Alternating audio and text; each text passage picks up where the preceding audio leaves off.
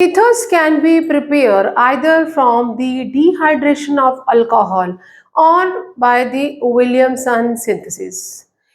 Williamson synthesis is the method where we can prepare ethers which can be a simple or can be mixed. Means symmetrical and unsymmetrical ethers can be prepared by the Williamson synthesis, and this is the best method for the laboratory preparation of the ethers. So let's see that. And for the dehydration of alcohol, I already post my video for the preparation of ethers from dehydration of alcohols or from alcohol. And if you are new to my channel, just subscribe my channel so that you can get all the new notifications. So here Williamson synthesis, I wrote here that alkyl halide, जो alkyl halide है, alkyl halide हम किसे कहते हैं, that is R and X. It should be कैसा होना चाहिए, primary. Means either this can be CH3 and CH2. X can be anything else, can be Br, can be I और Cl, कुछ भी है. मैंने यहाँ पे स्पेसिफिक Br लिख लिया है. और can be CH3, CH2, CH2Br, और it can be CH3Br. Primary ही होना चाहिए. जो एल्काइल हैलाइड है इट शुड बी प्राइमरी.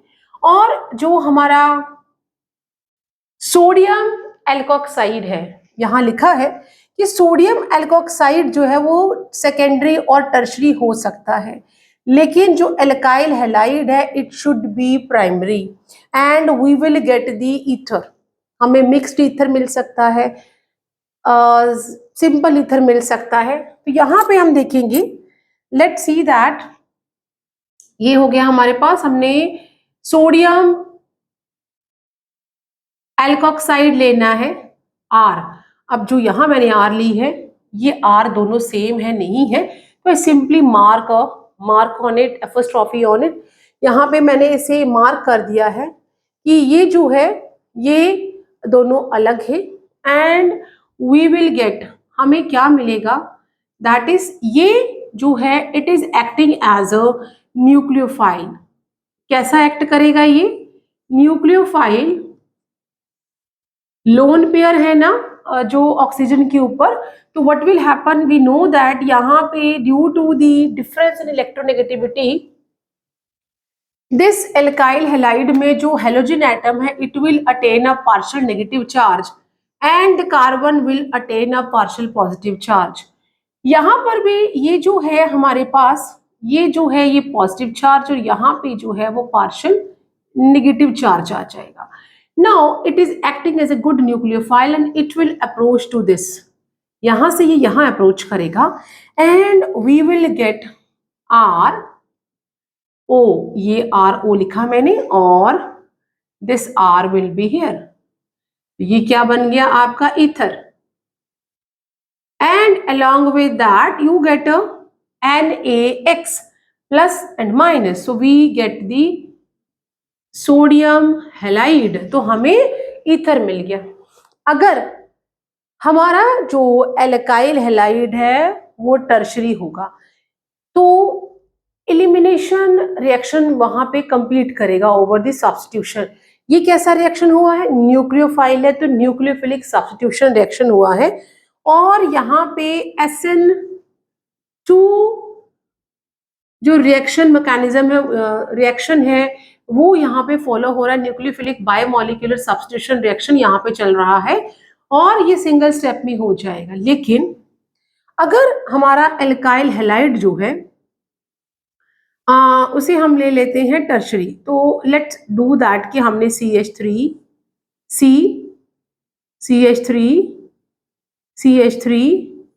और साथ में हमने Br, सेम ही हमने यहाँ पे जो हमारा हेलोजन से सेम रखा है, प्लस हमने यहाँ पे अब ले लिया है दैट सोडियम एल्कोक, जो भी हमने इथाइल ले लो.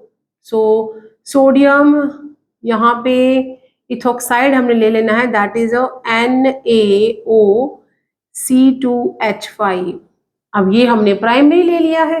इधर हमने सेकेंडरी ले लिया है, तो what will happen due to the this inductive effect, यहाँ पे ये सारे जो कार्बन है बल्कि ग्रुप्स है, ये क्या करेंगे, इस कार्बन जब यहाँ पे ये जो बॉन्ड जो है वो क्या होगा, due to difference in electronegativity, यहाँ पे नेगेटिव और पॉजिटिव चार्ज आ जाएगा, तो ये जो अल्काइल ग्रुप्स हैं बल्कि अल्काइल ग्रुप्स हैं वो उसका जो चार्ज है उसे स्टेबल कर देंगे। देन वी विल हैव, क्या हो जाएगा हमारे पास, next we are having CH3 C CH3, और यहाँ पे हम किसी भी कार्बन के जो हाइड्रोजन उन्हें अलग लिख रहे हैं क्योंकि यहाँ से ये इसे जो पॉजिटिव चार्ज है वो इसे मूव आउट करेगा, यहाँ पॉजिटिव चार्ज आ जाएगा और इलेक्ट्रॉन इसे मिल जाएगा। Now due to this one it will get CH3 double bond CH2, हमें यहाँ पे क्या मिल गया, वी गॉट अ एल्कीन, हमें क्या मिल गया, alkene. along with that we got C2H5OH, यहाँ से जो H गया वो यहाँ आ जाएगा, और क्योंकि यहाँ पॉजिटिव और यहाँ नेगेटिव, और ये दोनों क्या बना लेंगे साथ में, सोडियम ब्रोमाइड, और जो भी यहाँ पे हैलोजन होगा।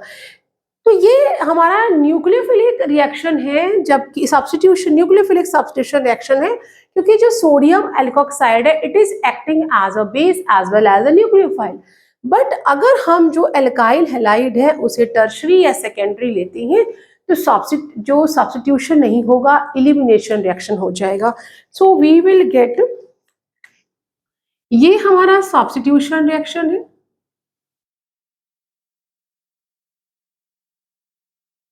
और यहाँ पे एलिमिनेशन कंप्लीट कर गया है। तो अगर हमने विलियमसन सिंथेसिस से ईथर बनाना है तो alkyl halide should be primary, if it is secondary and tertiary then elimination reaction will occur. Is that clear? And the same way if we are taking, हमने अगर एराइल जो या हम यहाँ पे एराइल हैलाइड लेते हैं, if we will take the aryl halide and साथ में हम यहाँ पे we are taking the sodium salt of R, तो ये रिएक्शन होगा ही नहीं, नो रिएक्शन। अब क्यों नहीं होगा, बिकॉज जो हमारे एराइल हैलाइड है they are not giving this substitution reaction easily, क्योंकि यहाँ पे न्यूक्लियोफिलिक सब्स्टिट्यूशन रिएक्शन नहीं होगा, क्योंकि यहाँ पे ड्यू टू ये जो हमारा हैलोजन है, due to resonance,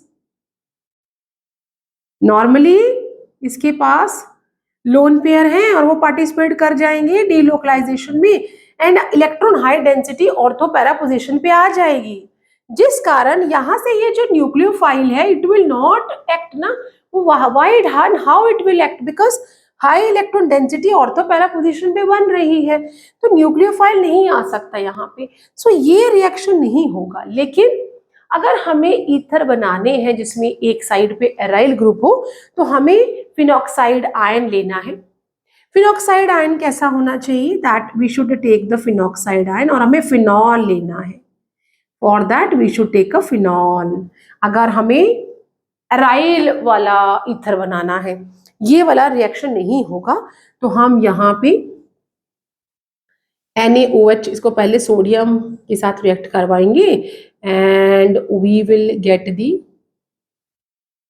ONa and then we will take the primary alkyl halide and then what will happen, यहाँ पे जो है वो नेगेटिव साइन, यहाँ पॉजिटिव साइन, यहाँ पे positive sign negative, now we will get that, यहाँ पे एक साइड पे हमारा एराइल ग्रुप आ गया है O, और साथ में यहाँ पे CH3 along with that we will get NaX।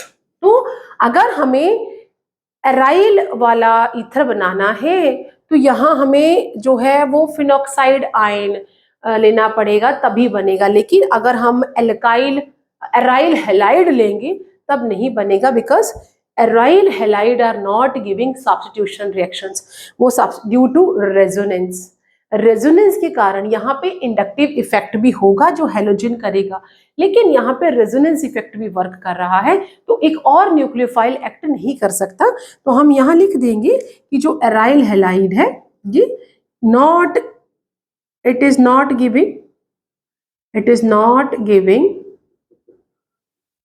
substitution reaction. I already posted my videos on this one, ki how resonance is working there from the unit haloalkane haloarenes, why the substitution reaction is not easy in aromatic जो हमारे hello compounds हैं, because the resonance effect is there and partial double bond develop there, and that is we are means जो ion जो phenoxide ion that is more stable, and so there it's not a giving, और जो bond length है C और X के बीच में that is a shorter, so it is not giving a nucleophilic substitution reaction. So इसीलिए अगर हमें यहाँ ईथर बनाना है where once aryl group is present, so we have to be take the phenoxide ion, not the halo जो हमारे halo arenes हैं वो नहीं लेने, या halo what we can say aryl halide नहीं लेने हैं, बिकॉज वहाँ पे सब्स्टिट्यूशन रिएक्शन नहीं होता है। तो सी यू सून नेक्स्ट।